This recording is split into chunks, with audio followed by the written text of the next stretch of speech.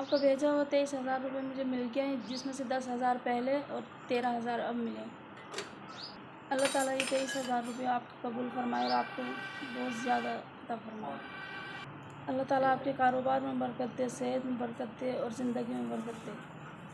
अल्लाह ताला की ज़ात आपको ज़िंदगी के हर मैदान में कामयाब अता फरमाए, कहीं रुकावट न हो आपकी। अल्लाह ताला आपको कामयाबी अता फरमाए। आपने हम मजबूर लोगों की मदद की है, अल्लाह ताला आपकी तमाम मजबूरियाँ दूर अता फरमाए। अल्लाह ताला आपकी तौफ़ीक़ात में मज़ीद इज़ाफ़ा फरमाए ताकि आप हम गरीबों की मदद करें।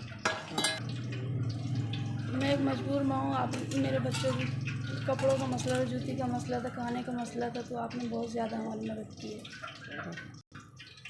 हमारी दुआ है कि अल्लाह ताला आप हमारी ऐसी मदद करते रहें और हम आपके लिए दुआ करते रहें।